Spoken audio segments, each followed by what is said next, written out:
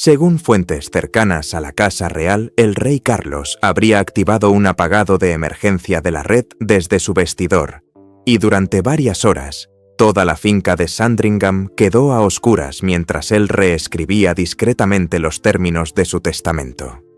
Esa es la versión que circula entre los comentaristas de la realeza, y si tan solo una parte es cierta, podría ser una de las cosas más extrañas que un monarca británico reinante haya hecho jamás a puerta cerrada.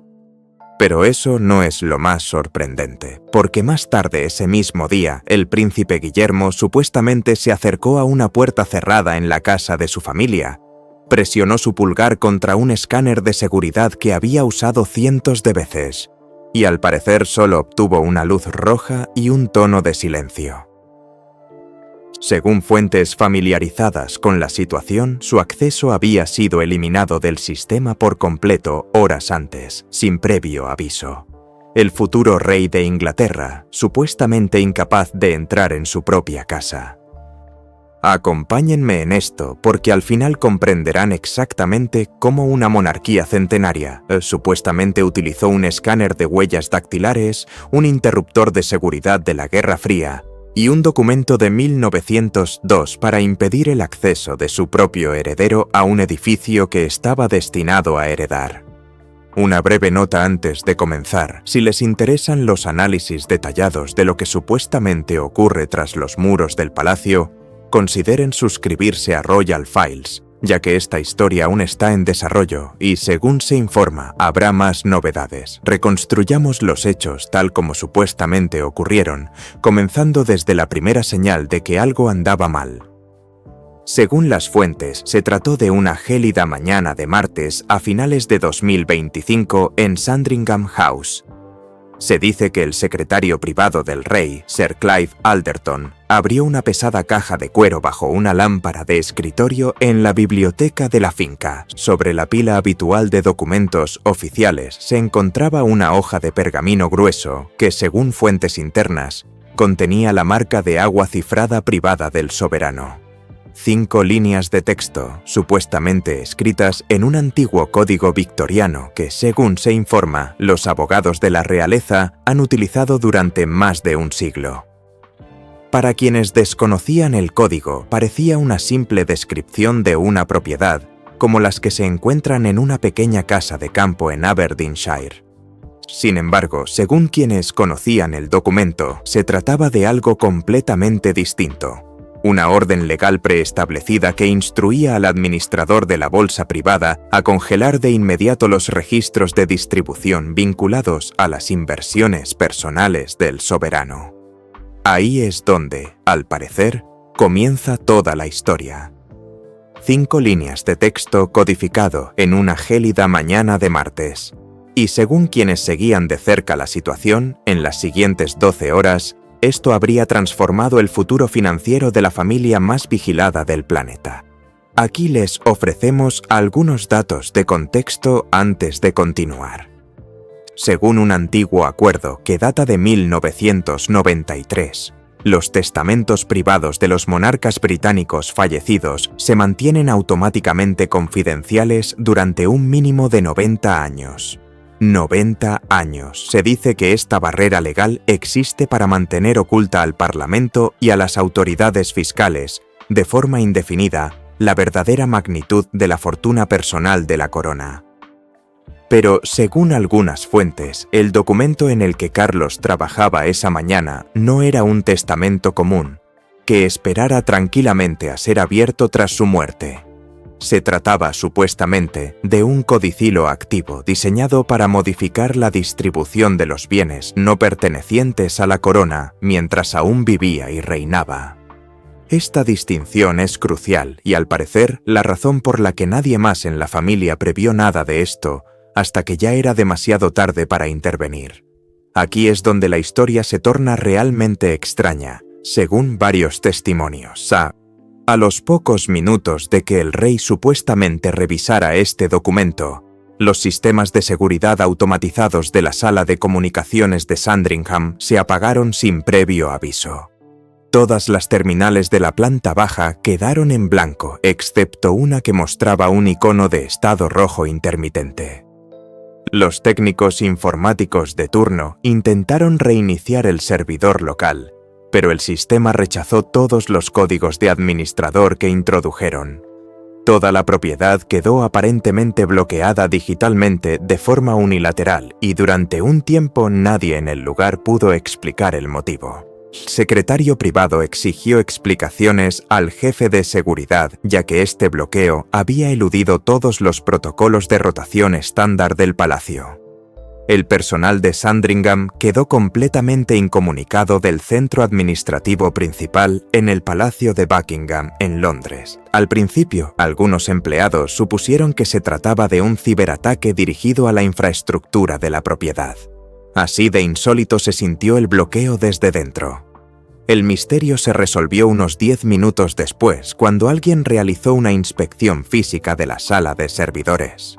Según ese relato, un interruptor de seguridad de hardware fue accionado manualmente desde el interior del vestidor privado del rey. Al parecer, el propio Carlos utilizó una llave maestra física, una herramienta de seguridad redundante de la Guerra Fría diseñada precisamente para este tipo de situaciones, para cortar la conexión a la red externa de la residencia. Aparentemente, no quería que su actividad digital fuera monitoreada por la red central del palacio mientras se redactaba la nueva legislación. Reflexionemos sobre esto un momento. Según este relato, el monarca reinante estaba tan preocupado porque su propia familia rastreara sus movimientos que cortó físicamente la conexión a Internet de su vestidor, utilizando un sistema de respaldo originalmente diseñado para emergencias de seguridad nacional. No se trataba de un problema de agenda, ni de una pequeña disputa familiar. Se trataba de un protocolo de seguridad nacional, supuestamente reutilizado para mantener la documentación oculta a su propio personal. Al parecer, esto no es un procedimiento habitual del palacio. Este nivel de secretismo sugiere, según los observadores, que se esperaba que lo que se estuviera firmando generara una fuerte oposición si se conocía antes incluso de que se secara la tinta. Mientras la red seguía caída, el médico personal del rey, el Dr. Michael Dixon, supuestamente salió de los aposentos privados con una bolsa de cuero sellada. Según los relatos de la mañana, no habló con ninguno de los asesores que lo esperaban en el pasillo. Al parecer, entregó la bolsa directamente a un mensajero que esperaba en una motocicleta en el patio. El destino del mensajero se mantuvo en secreto para el resto de la familia, y el registro logístico de la finca no mostraba planes de vuelo ni manifiestos de viaje presentados ante las autoridades locales. Durante un tiempo, la institución operó aparentemente en total secreto, y el monarca reinante supuestamente utilizó protocolos personales de emergencia para trasladar documentación legal por todo el país sin el conocimiento de su propio heredero. Aquí es donde la historia se torna personal, porque supuestamente este fue el momento exacto en que Guillermo se enteró de que algo andaba mal. Según fuentes cercanas al Palacio de Kensington, la oficina de Guillermo detecta cualquier actividad inusual en las cuentas privadas del soberano a través de un sistema compartido de seguimiento financiero. Alrededor de las 11 de la mañana, el director financiero del príncipe notó una repentina falta de datos provenientes del registro de Sandringham. El enlace digital que supuestamente conectaba ambas oficinas para la coordinación de la herencia se había interrumpido por completo en el extremo norte. Según se informa, Guillermo intentó llamar directamente al teléfono personal de su padre. De acuerdo con el relato, la llamada fue directamente a un mensaje automático que indicaba que el dispositivo estaba fuera de cobertura. Entonces, al parecer, contactó con la centralita principal de la finca, donde una operadora de alto rango le dijo que el rey estaba descansando y que había dado órdenes estrictas de no ser molestado por nadie, ni siquiera por la familia. Fue entonces cuando los asesores de alto nivel en Londres comenzaron a preocuparse seriamente. Si el rey estaba modificando la distribución de su patrimonio privado sin el conocimiento ni el consentimiento del príncipe de Gales, todo el plan de transición para la futura transferencia de poder podría verse comprometido. Y aquí está la razón por la que supuestamente esto importa tanto. Propiedades como el castillo de Balmoral y Sandringham son propiedad personal del monarca, no de la corona. No son bienes estatales, sino propiedad privada. Cualquier cambio repentino en su futura propiedad podría desencadenar una grave disputa legal dentro de la familia, y no hablamos de una suma modesta. Se trata de fincas valoradas en cientos de millones de libras, transmitidas de generación en generación, y hasta ese martes, supuestamente se daba por sentado que las normas que las regían eran inamovibles. Mientras el equipo de William se afanaba en Londres, se decía que Carlos permanecía tranquilamente en su estudio. Una habitación amplia, con papel pintado de seda verde y retratos familiares en las paredes. Sentado en una pequeña mesa junto a la ventana, observaba cómo la lluvia se deslizaba por el cristal. Sobre la mesa, frente a él, había supuestamente un libro de contabilidad de cuero abierto de 2024, que detallaba los rendimientos de las propiedades ducales de la familia.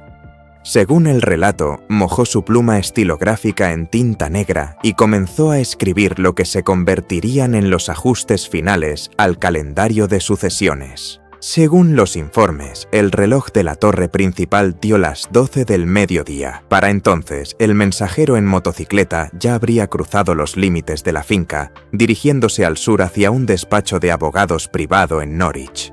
Los documentos que portaba, según fuentes, garantizarían que las decisiones institucionales tomadas durante la década anterior pudieran ser reescritas legalmente antes de que terminara el día. Los registros financieros presuntamente involucrados son extensos. Los informes describen participaciones específicas en paraísos fiscales que, según se informa, nunca se han hecho públicas. Bonos corporativos y acciones de primera línea adquiridos hace décadas, mantenidos completamente separados del patrimonio inmobiliario del Ducado de Lancaster. Durante aproximadamente 30 años, según fuentes internas, la asignación interna de estos fondos fue gestionada por un pequeño comité de fideicomisarios de confianza que se reunía 2 veces al año en Edimburgo.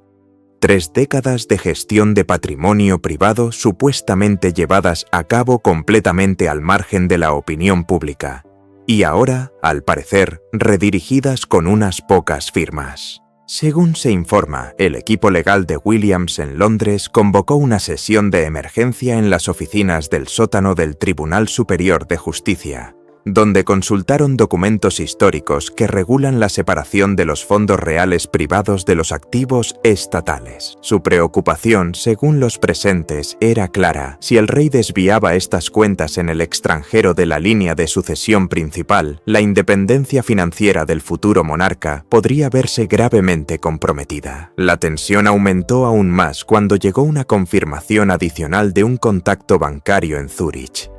Según esta fuente, un formulario de transferencia de propiedad se había enviado digitalmente a un depositario privado suizo minutos antes de que se interrumpiera la conexión en Sandringham. La transferencia involucraba un valioso alijo de lingotes de oro históricos que supuestamente habían estado en fideicomiso para los descendientes del rey Jorge V desde 1936. Este repentino movimiento de riqueza apuntaba a algo más grave que una simple disputa familiar por la herencia. Según los observadores, parecía un desmantelamiento sistemático y selectivo de reservas institucionales específicas.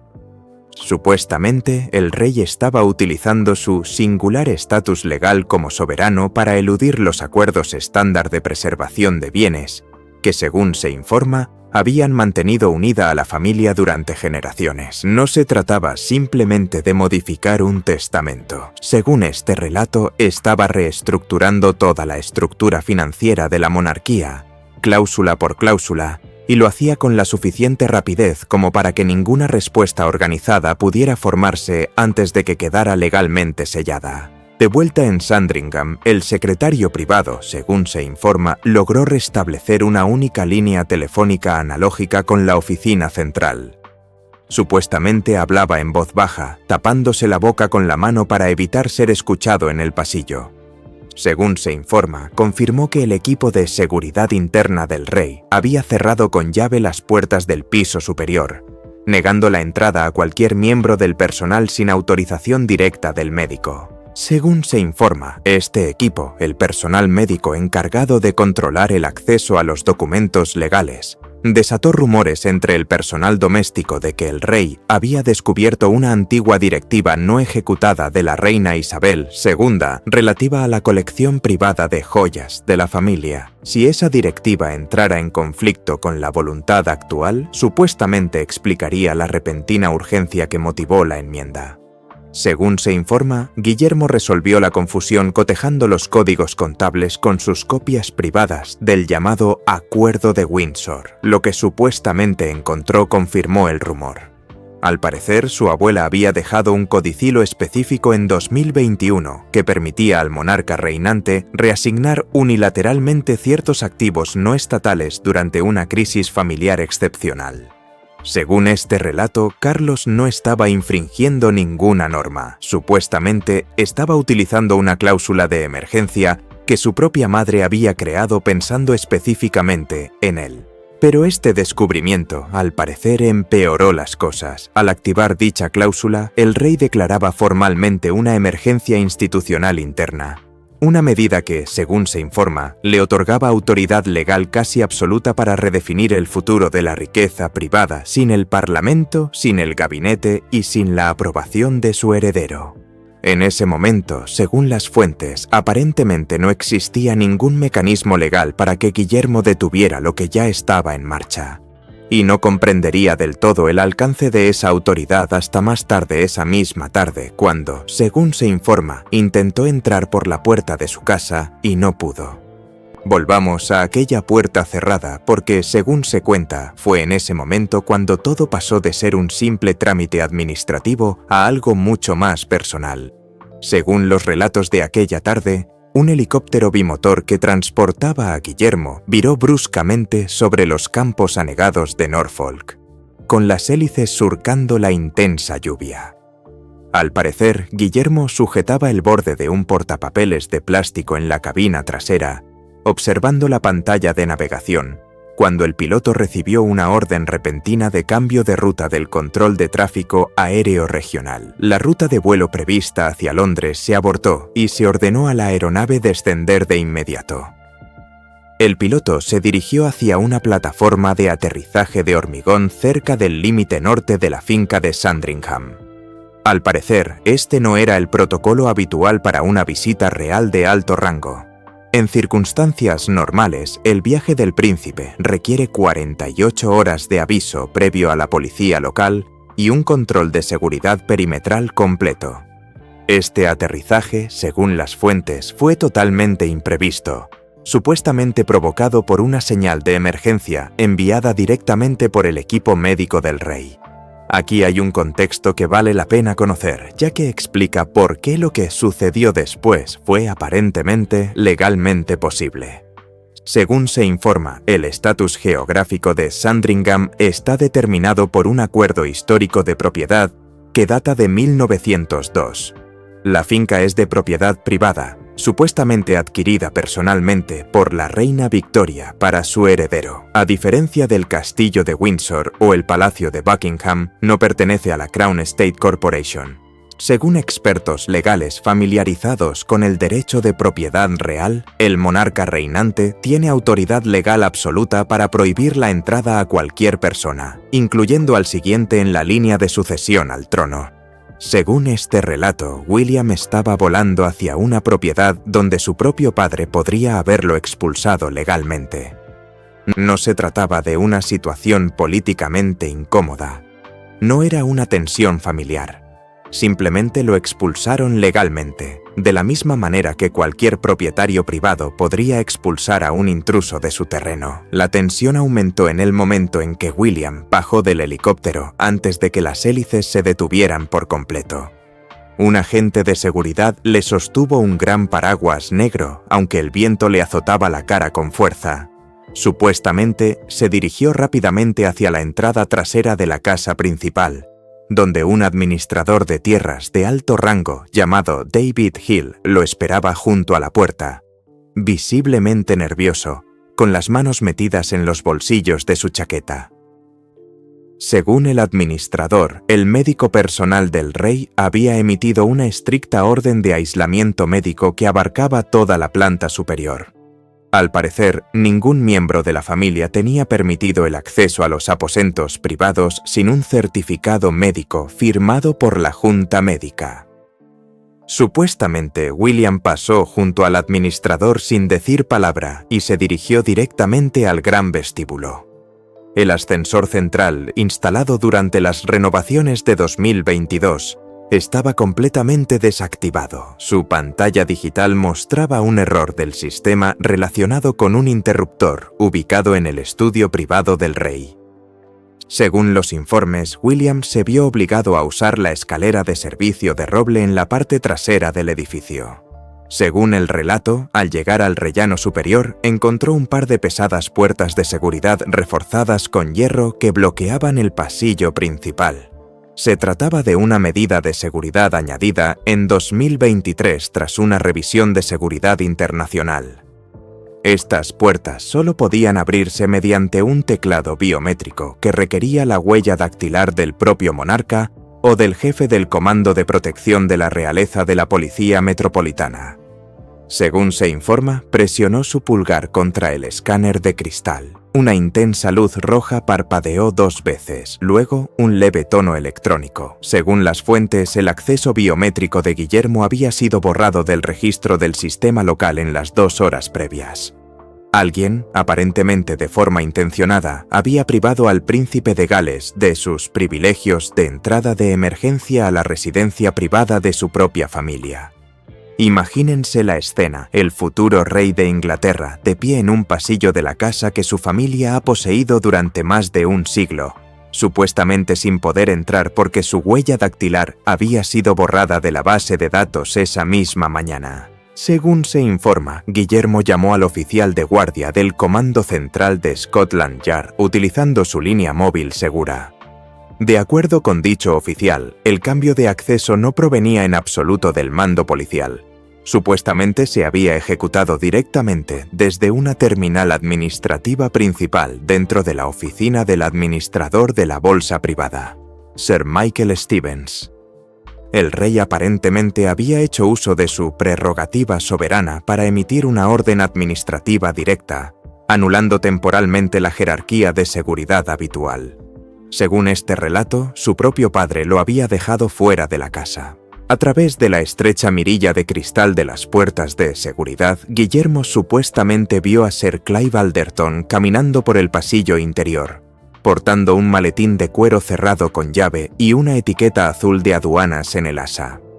Dicha etiqueta azul supuestamente indica que se trata de un documento diplomático internacional en tránsito, lo que significa que los documentos en su interior no se dirigían a un archivo legal estándar en Londres o Norwich. Según las fuentes, aparentemente se estaban preparando para su transporte a una jurisdicción extranjera, posiblemente un territorio de ultramar o una dependencia de la corona como la isla de Man, donde, según se informa, los fideicomisos de protección de activos operan fuera del alcance de los tribunales superiores del Reino Unido. Según se cuenta, William golpeó con fuerza el cristal, llamando la atención de Clive. El secretario privado se detuvo, miró al príncipe a través del cristal y negó con la cabeza lentamente. No abrió la puerta. En cambio, al parecer, mostró una orden ejecutiva firmada por el rey y fechada ese mismo día, en la que se instruía explícitamente a todo el personal a guardar absoluto silencio operativo hasta que los documentos salieran de la propiedad. Al darse cuenta de que cualquier confrontación adicional podría provocar un grave escándalo entre el personal de la Casa Real, William se apartó de la puerta de seguridad y bajó a la biblioteca de la planta baja. Según el relato, se sentó en una gran mesa de caoba, abrió su ordenador portátil y accedió al registro seguro del Ducado de Cornualles, donde consultó los documentos históricos que regulan la separación de las propiedades reales privadas. La situación que se le presentó fue la siguiente: si su padre transfería sus bienes personales a un fideicomiso en el extranjero, la futura independencia financiera de William como rey estaría, al parecer, supeditada a las condiciones impuestas por un monarca que ya no vivía para explicárselas, no heredaría la riqueza directamente. Según este relato, heredaría restricciones. Afuera la lluvia comenzó a amainar, dejando una densa niebla que cubría el parque de Norfolk. Un sedán negro con ventanas polarizadas se detuvo junto a la entrada lateral, con el motor en marcha en silencio en medio de la humedad. Según se cuenta, William observó desde la ventana de la biblioteca cómo Clive subía al asiento trasero, sujetando con fuerza el maletín contra su pecho. El coche se dirigió hacia la carretera principal en dirección a un aeródromo militar privado cerca de la costa. Según fuentes familiarizadas con la situación, la posibilidad de cualquier negociación interna familiar se había esfumado por completo. La enmienda del rey ya no era una simple disputa palaciega.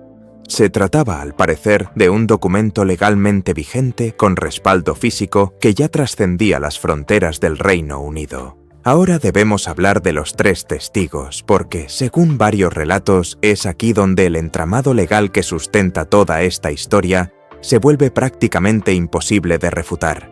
Y también es donde, supuestamente, Guillermo tuvo su única oportunidad real de detenerla. Según se cuenta, el reloj de la repisa de la biblioteca dio las 4 cuando 3 personas entraron en la sala de conferencias de la planta baja de Sandringham. Según el relato, ninguna se sentó en la gran mesa ovalada. Cada uno llevaba una pequeña libreta encuadernada en cuero y una pluma estilográfica negra. La sala olía, al parecer, a cera de abejas y a lana húmeda de sus abrigos, mientras que, en el exterior, una densa niebla cubría los jardines formales. La identidad de estas 3 personas se determinó, al parecer, mediante un estricto protocolo constitucional establecido durante el reinado del rey Jorge V. Según la legislación británica, las modificaciones al testamento privado de un soberano supuestamente no pueden ser presenciadas por familiares, empleados del palacio, ni por ninguna persona que pueda beneficiarse económicamente de la herencia. Según fuentes, las personas elegidas fueron Dame Sarah Aspen, jueza de alto rango del Tribunal Superior, Sir John Baker, canciller de la diócesis de Norwich, y el profesor David Starkey, reconocido experto en historia constitucional. El marco legal que rige esta reunión se remonta a la Ley de Testamentos de 1837. Dicha ley exige que todos los testigos estén físicamente presentes en la misma sala, al mismo tiempo, para observar al testador firmando el documento, y que cada testigo firme el testamento en presencia del testador. Según fuentes internas, el equipo legal del palacio insistió en el estricto cumplimiento de estas normas para evitar futuras impugnaciones ante los tribunales de sucesiones. Al parecer, querían que el testamento fuera completamente seguro, y hasta ese momento lo era. Según los informes, William entró por una puerta lateral, sosteniendo una copia impresa de lo que se describe como el Reglamento de Enmienda de la Ley de Testamentos de 2024. De acuerdo con el relato, omitió por completo el saludo. Se dirigió directamente a la cabecera de la mesa y dejó el documento firmemente sobre la mesa.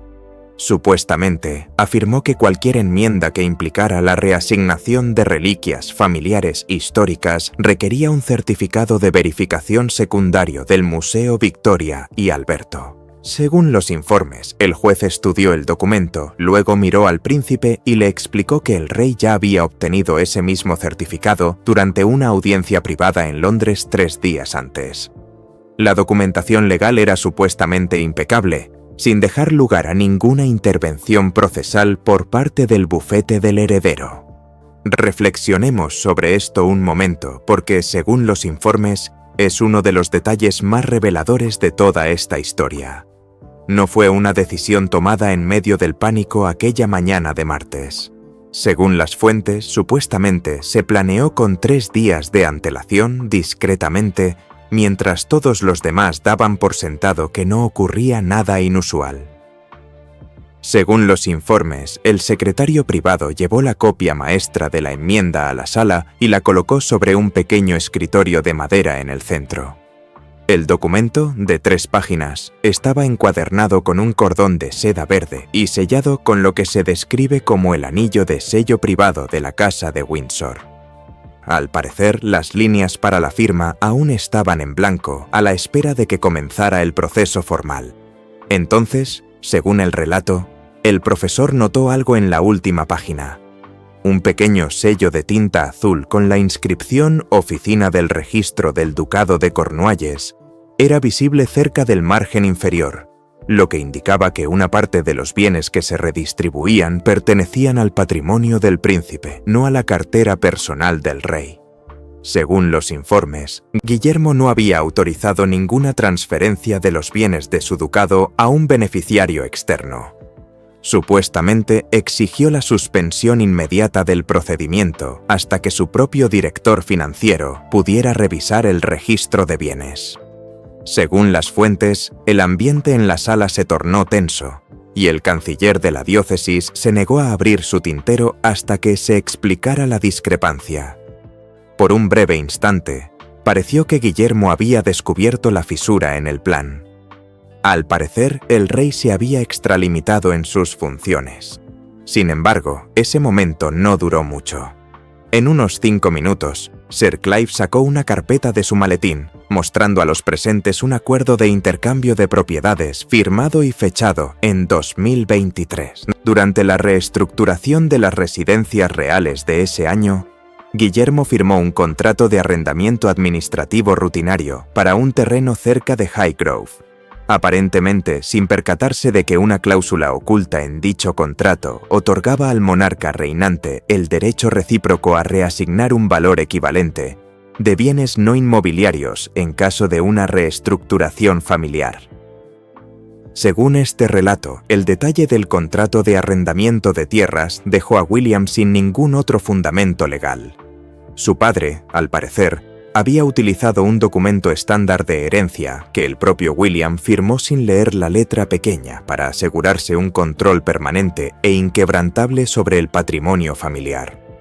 2 años antes, en lo que se describió como una firma rutinaria que probablemente duró menos de 10 minutos, William, aparentemente sin saberlo, le había entregado a su padre la herramienta legal que más tarde se usaría en su contra. Según los informes, el príncipe se apartó del atril con expresión tensa.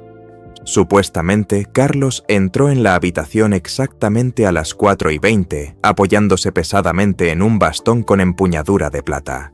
Y, según el relato, no miró a su hijo ni una sola vez. Según los informes, se dirigió directamente al atril, sacó sus gafas del bolsillo y se sentó. Supuestamente tomó su pluma estilográfica, la mojó una vez en el tintero y firmó al pie de la 3ª página. Los 3 testigos, según los informes, se adelantaron en silencio. Primero firmó Dame Sarah, seguida de Sir John y finalmente el profesor. Supuestamente, cada firma iba acompañada de una pequeña impresión de cera del sello estatal de Sandringham. Según las fuentes, todo el proceso duró menos de 3 minutos y se llevó a cabo en completo silencio, sin que padre e hijo intercambiaran ni una sola palabra. 3 minutos. Al parecer, eso fue todo lo que se necesitó para cambiar para siempre el futuro financiero de una familia con más de 1000 años de historia, sin audiencia judicial, sin rueda de prensa. Supuestamente solo 3 minutos, una pluma estilográfica y una barra de lacre. En cuanto el último testigo terminó de firmar, el secretario privado devolvió el documento al maletín de cuero y cerró los broches de latón con una pequeña llave sujeta a la cadena de su reloj. Según este relato, el documento se convirtió en una realidad permanente y legalmente válida, intocable por cualquier tribunal de familia, comité parlamentario o futuro decreto monárquico. Según se cuenta, Carlos se puso de pie, se ajustó el abrigo y regresó hacia las puertas del ascensor, que el equipo de seguridad ya había reactivado. Supuestamente, se marchó sin hacer declaración, dejando a sus testigos recogiendo sus cuadernos y preparándose para el viaje de regreso a la estación de tren de Norwich. Según los informes, William permaneció solo en la biblioteca mientras el coche negro que transportaba a los testigos se alejaba de la entrada. De acuerdo con el relato, bajó la mirada hacia el atril vacío, donde la pluma aún reposaba en su soporte, y una pequeña hoja de papel secante permanecía sobre la alfombrilla de cuero verde, con la tenue impresión invertida de la firma del rey, todavía oscura por la tinta negra fresca. Según se informa, el marco administrativo de su futuro reinado se había alterado permanentemente en el transcurso de una sola tarde. Entonces sonó el teléfono. Era la línea interna de la biblioteca, una conexión segura que llegaba directamente a los aposentos privados del Palacio de Buckingham. Según el relato, quien llamaba era el custodio de la bolsa privada, Sir Michael Stevens, quien supuestamente acababa de recibir una confirmación automática de que el registro de Sandringham se había actualizado. Al parecer, informó a Guillermo de que las principales terminales de contabilidad en Londres habían bloqueado automáticamente 3 importantes archivos de inversión en el extranjero como resultado directo de la firma del rey. Según se informa, Guillermo descolgó el teléfono y escuchó la explicación detallada. Los archivos bloqueados supuestamente contenían las reservas de capital líquido del Ducado de Lancaster, la propiedad que, según se dice, proporciona al monarca reinante una renta independiente.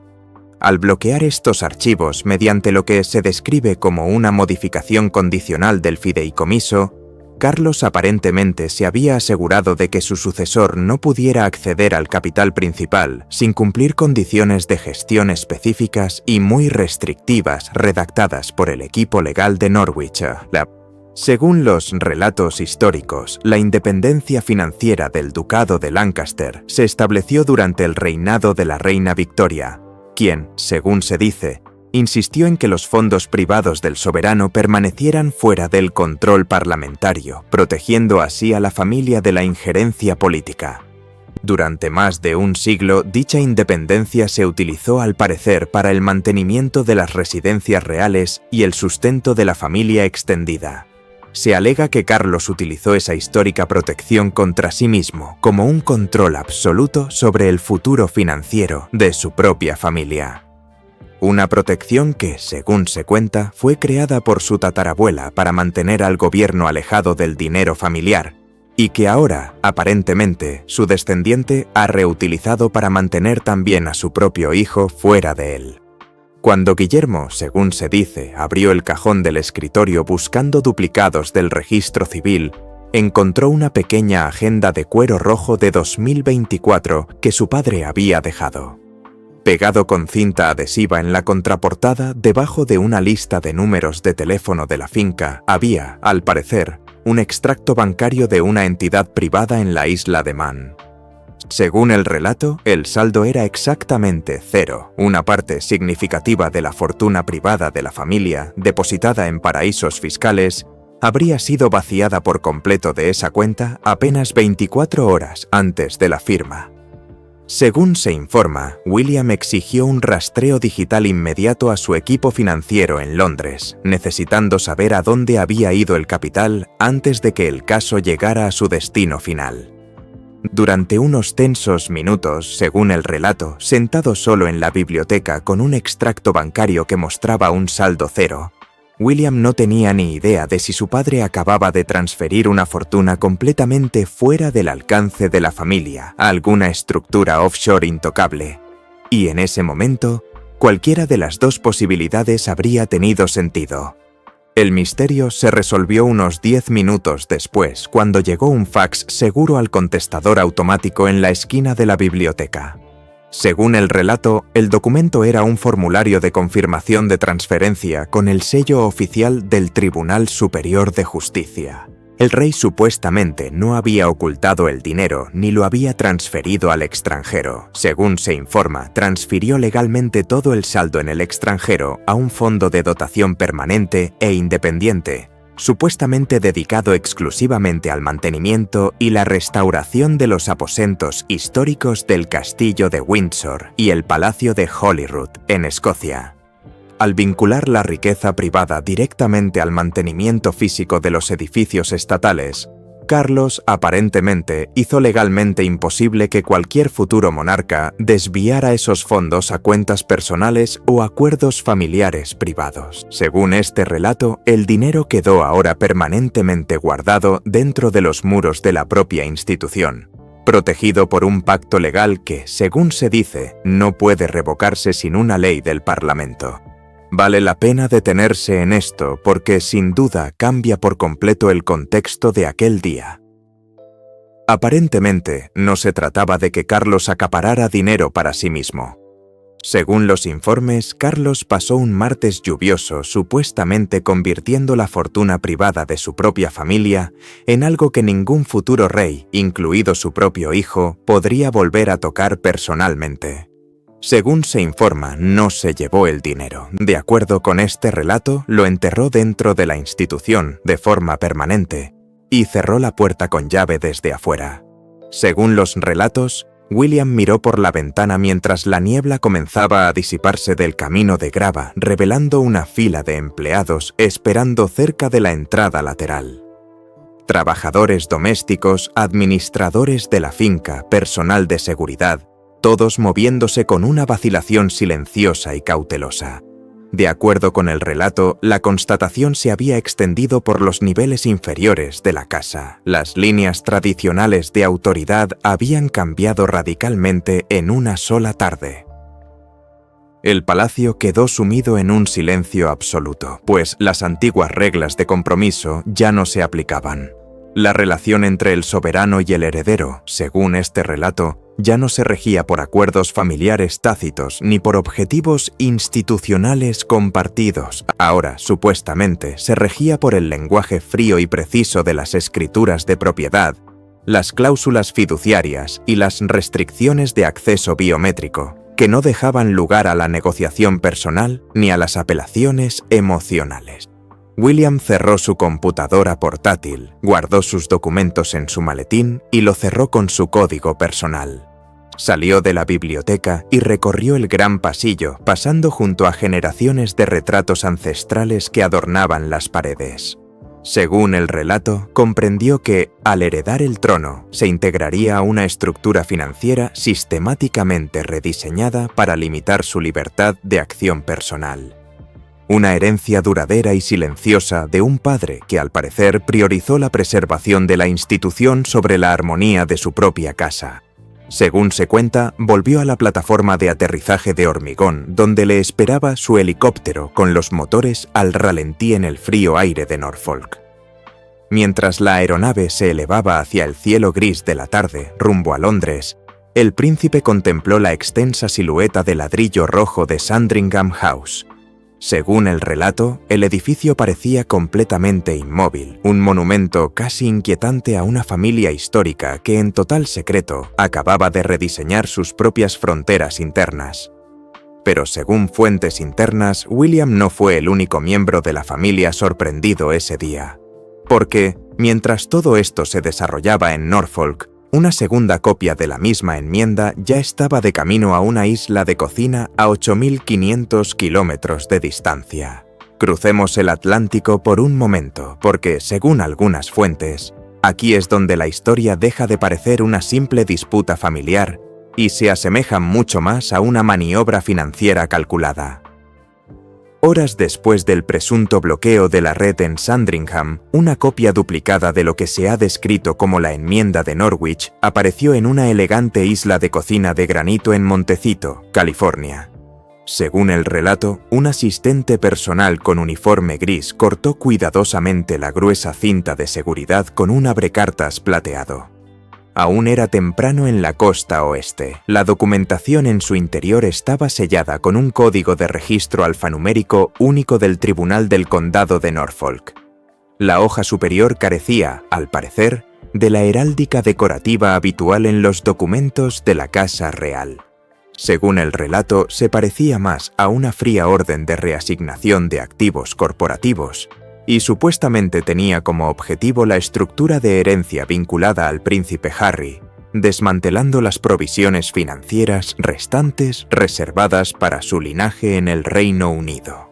Según se informa, los datos básicos sobre las finanzas de Harry se basan en una serie de fideicomisos establecidos por su bisabuela en 1994. De acuerdo con las fuentes, estos fondos se estructuraron legalmente para distribuir dividendos significativos una vez que el príncipe alcanzara ciertas edades. Públicamente, el palacio siempre ha sostenido que estos fideicomisos familiares privados eran legalmente independientes de los fondos operativos de la corona y, por lo tanto, inmunes a sanciones institucionales repentinas o ajustes políticos. El documento que supuestamente llegó a Montecito contaba una historia diferente. Cuando el asistente llegó a la página 14 de la enmienda, el texto aparentemente alteraba los requisitos de residencia vinculados a los futuros pagos del fideicomiso. Según la nueva redacción, cualquier beneficiario que mantuviera su domicilio fiscal principal fuera de las Islas Británicas durante más de 5 años consecutivos quedaría automáticamente descalificado para acceder al capital principal del fideicomiso. Ese dinero, según el relato, revertiría inmediatamente al Fondo General del Ducado de Lancaster. Deténgase un momento en esa cifra. 5 años. Según algunos observadores, ese plazo coincide casi exactamente con la retirada de Harry de sus funciones reales en 2020. Esta coincidencia, según este relato, no parece ser casual. Para algunos se trata de una penalización retroactiva deliberada, orquestada por los abogados de la sucesión para crear una ruptura financiera total. En lugar de simplemente modificar las reglas para el futuro, la fecha límite se habría redactado para que coincidiera, casi exactamente, con el momento en que Harry se retiró. Una cláusula secundaria en la misma página, según se informa, introdujo un estricto mecanismo de confidencialidad. Según el relato, el texto establecía que cualquier impugnación legal contra esta enmienda específica por parte de un beneficiario inhabilitado desencadenaría la publicación completa de las auditorías financieras privadas relacionadas con sus negocios posteriores a la realeza. La implicación, según este relato, era inequívoca: guardar silencio o arriesgarse a la exposición institucional total de sus registros comerciales. Funciona, según los observadores, casi como una orden de silencio incrustada en un documento financiero. Si se impugna el testamento, supuestamente todos los detalles de sus negocios privados se convierten en información pública. Fiona Shackleton, la abogada de Harry en Londres, la misma que, según se informa, representó a Carlos durante su divorcio de Diana, recibió una copia digital segura del documento a las 2 de la tarde. Al parecer, solicitó una aclaración inmediata a los planificadores patrimoniales del rey y se le informó que la modificación se había ejecutado conforme a la Ley de Bienes Personales del Soberano, lo que significaba que quedaba totalmente fuera de la jurisdicción de los tribunales de familia o del arbitraje público. Según este relato, ya no había ningún tribunal al que apelar. El rey, al parecer, había utilizado un marco legal que hacía que la decisión fuera completamente inapelable. Luego, según el relato, Fiona revisó el anexo de bienes y descubrió algo aún más específico: un elemento relacionado con una tiara histórica de diamantes y rubíes, originalmente regalada a Diana por un jefe de Estado extranjero en 1981. Había sido supuestamente eliminado por completo de la lista de herencia familiar. Según se informa, esa pieza había sido designada para los hijos de Harry desde finales de los 90, pero ahora aparentemente no figuraba ni en el registro de la corona ni en el inventario de su patrimonio privado. Al cotejar el número de artículo con un registro de propiedades antiguo de Clarence House, se reveló lo sucedido. La tiara no había sido vendida ni ocultada. Según el relato, el rey la reclasificó discretamente como un regalo diplomático oficial en lugar de una propiedad personal, transfiriéndola legalmente a la colección estatal de la Torre de Londres, donde, según se dice, nunca podrá ser exportada, heredada ni utilizada como garantía para préstamos privados en el extranjero. No les quitó la tiara directamente a los hijos de Harry. Eso, según los observadores, habría sido una acción obvia y pública. En cambio, según este relato, la reclasificó, por lo que, según se informa, nunca les perteneció legalmente. Un pequeño documento, casi invisible, supuestamente capaz de borrar permanentemente una herencia sin que nadie tenga que decir no en voz alta. Sin embargo, según se informa, la situación de las joyas desencadenó un problema mucho mayor relacionado con los archivos privados de la familia. La enmienda supuestamente contenía una pequeña nota a pie de página que hacía referencia a una colección de cartas privadas que Harry escribió durante su adolescencia en Eton College, actualmente almacenadas, según el relato, en una bóveda con temperatura controlada bajo la biblioteca de Sandringham.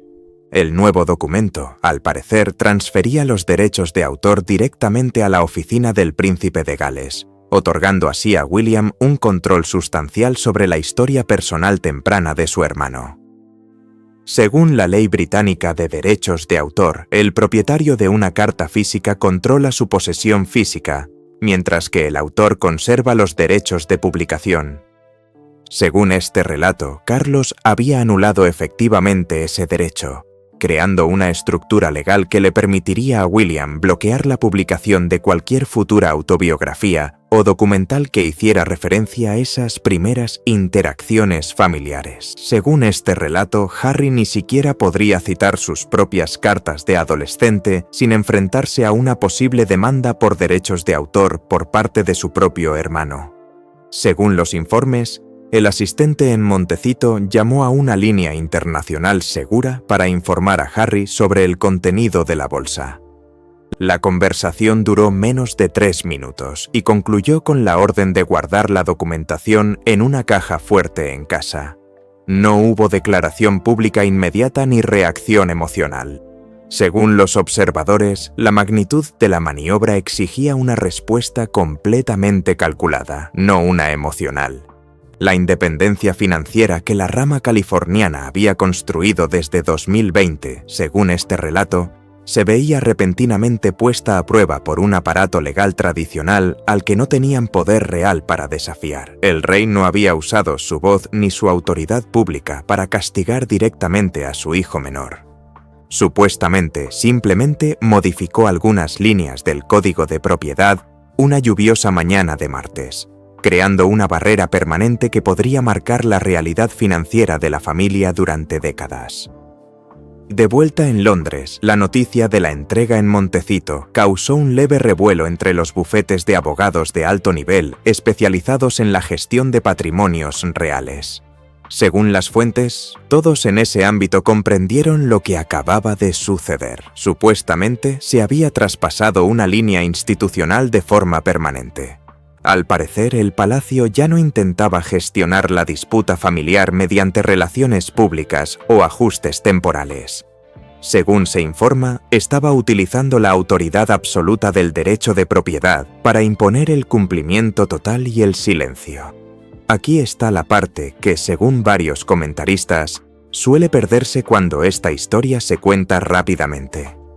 Todas las herramientas legales supuestamente utilizadas ese día ya existían de antemano. Según este relato, Carlos no inventó ninguna laguna legal nueva.